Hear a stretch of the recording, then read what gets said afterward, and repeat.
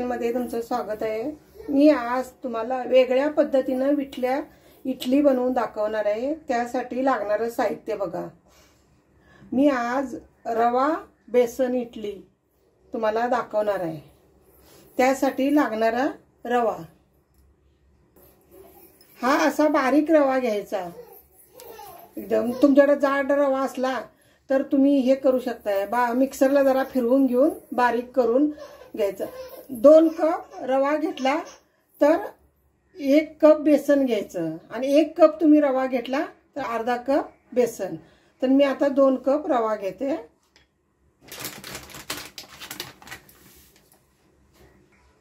हे बघा, हे 2 कप रवा घेतलेला आहे। हे बेसन घेतलंय बघा 1 कप।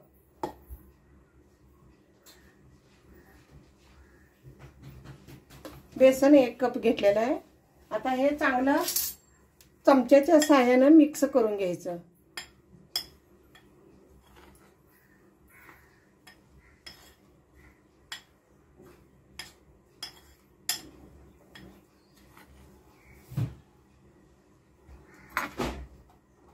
हे बघा, आता रवा आणि बेसन मिक्स करून छानपैकी घेतलेलं आहे।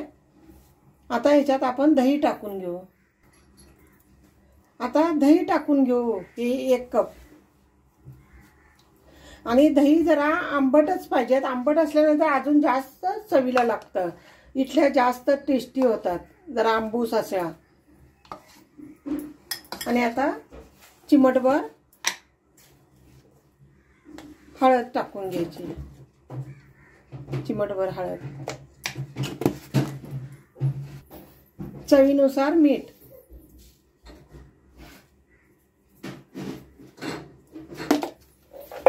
आता हे चांगलं मिक्स करून घ्यायचं दह्यामध्ये।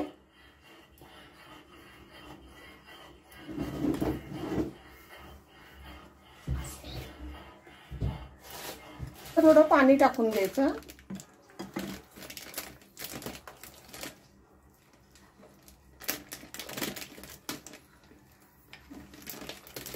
आता दही, रवा, बेसन, हळद, मीठ, दही हे टाकून ना चांगलं हे मिक्स करून घ्यायचं। पाणी थोडं थोडं टाकायचं बघा।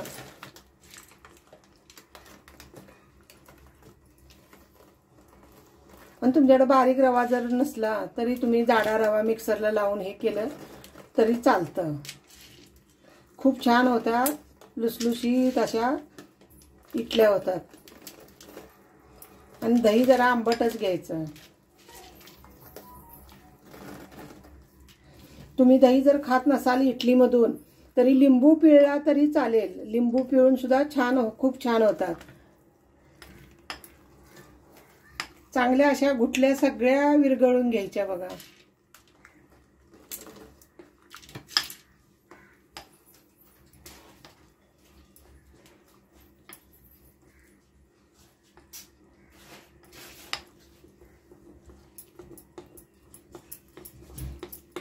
एक साईडनंच असं घोटायचं म्हणजे छानपैकी घोटलं जातं।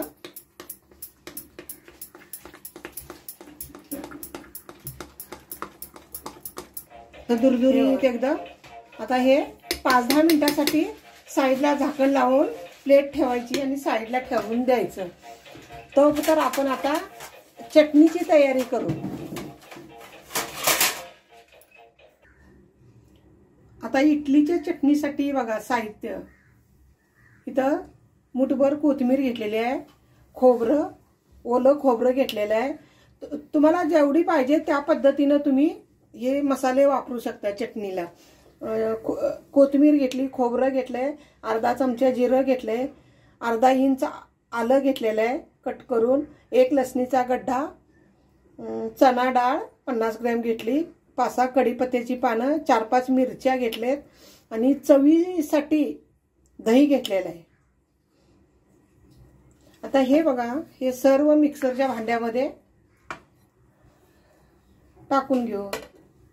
कोथिंबीर, मिरच्या,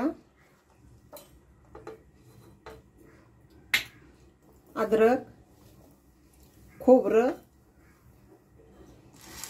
कढीपत्त्याची पानं वाटणात टाकली ना, कढीपत्त्याचा छानच सुगंध, जिरं, लसूण आणि भाजलेली चण्याची डाळ.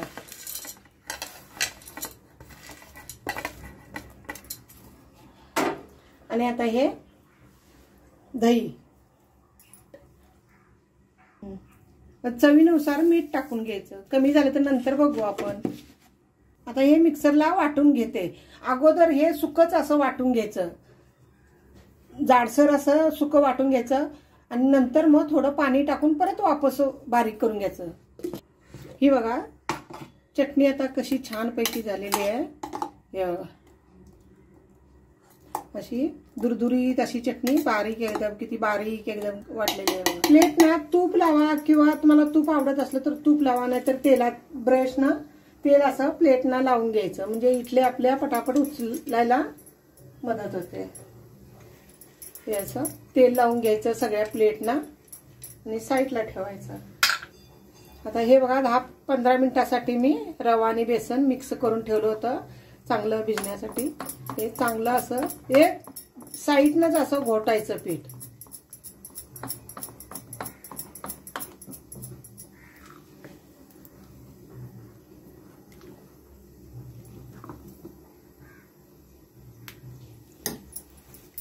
इडली आपली चांगली स्मूथ व्हावी यासाठी, पीठ फसफसण्यासाठी 1 विनोचं पाकिट टाकून घ्यायचं.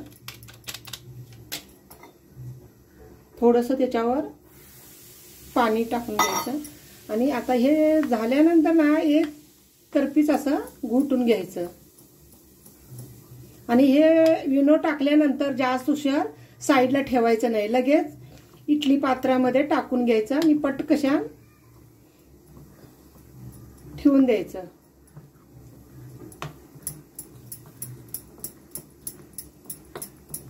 चांगलं फसफसलेलं आहे हे.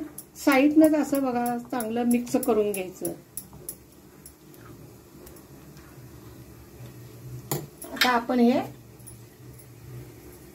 पाणी गरम करत ठेवलेलं आहे इडली भांड्यामध्ये, पात्रामध्ये. पाण्याला उकळी आली.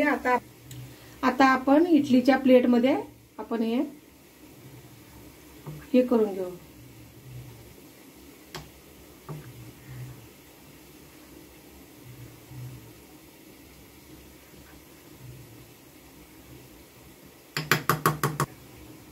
हे बघा,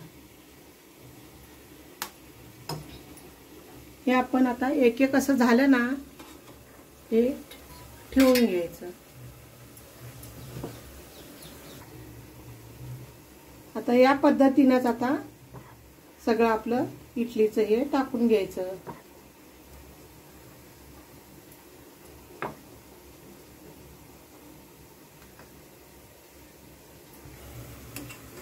हे छिद्र असतात ना ह्या इडलीच्या साईडला, एकामेकावर इडली आली नाही पाहिजे, म्हणजे आपली इडल्या ना चांगल्या शिजल्या जातात.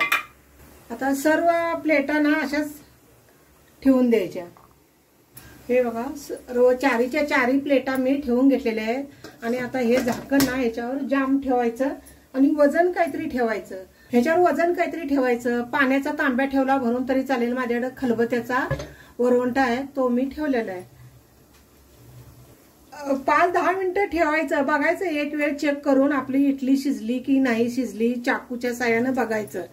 10 मिनिटं तरी लागणारच. एकदम फास्ट गॅसवर शिजवायचं नाही, जरा स्लो गॅस करायचा. स्लो गॅसवर शिजवलं की मीडियम गॅसवर आपण जर इडल्या शिजवून घेतल्या ना आपल्या एकदम फसफशीत आणि एकदम स्पंची अशा इडल्या तयार होतात. फास्ट ह्याच्यावर केल्या ना चिकटपणा, आत वरून आपल्याला शिजल्यासारखं वाटतं पण आतमध्ये कच्चच राहतं. चला तर मग आता आपण इडली आपली तयार झाली काय बघून घेऊ.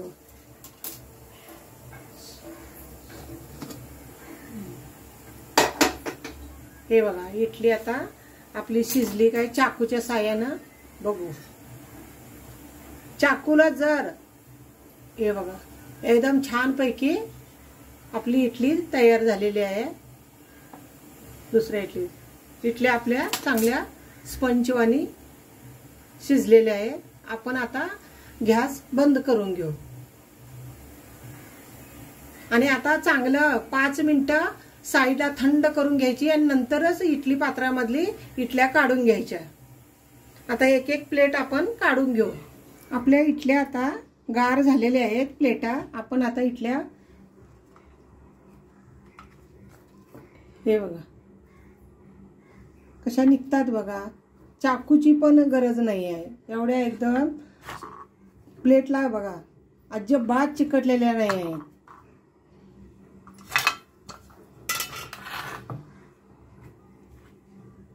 एकदम छान पैकी अशा झालेल्या आहेत बघा।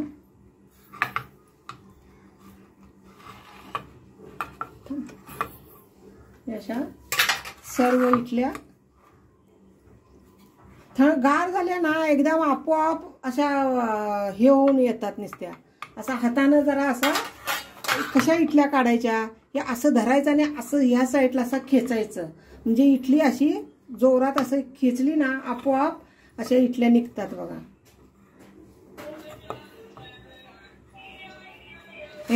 या माझ्या इडल्या पूर्ण आता सर्व काढून घेतलेल्या आहेत।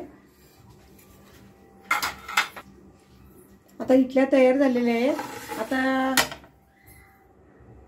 इडल्या ना तडका देण्यासाठी मी कढई एक ठेवलेली आहे। आता याच्यामध्ये तेल टाकून राई आणि कढीपत्ता,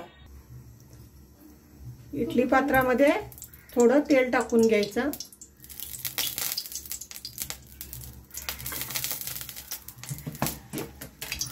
आणि आता आपण कढई गरम झालेली आहे, तेल टाकलेलं आहे 2 चमचे। आता राई टाकून घ्यायची, राई चांगली तडतडली पाहिजे।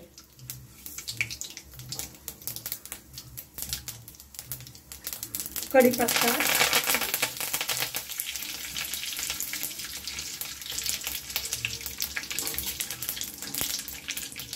थोडीशी कोथिंबीर, गॅसची फ्लेम जरा बारीक करायची। आणि आता आपण ह्या सर्व इडल्या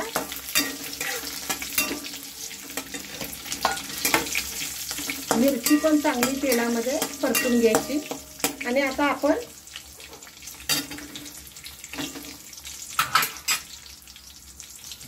इडल्या टाकून घ्यायच्या।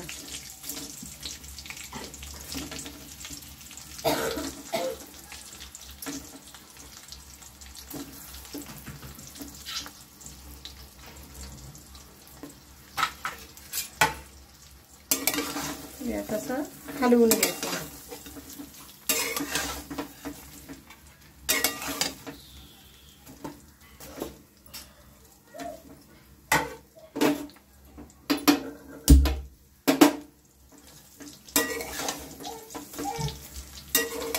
असा तडका छान पैकी असा द्यायचा बघा।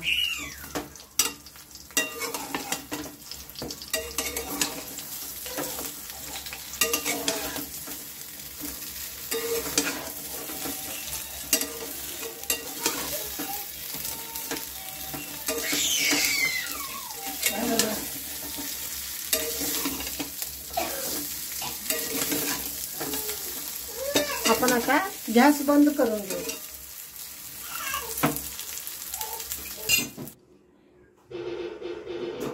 हे बघा रवा बेसन इडली माझी तयार झालेली आहे।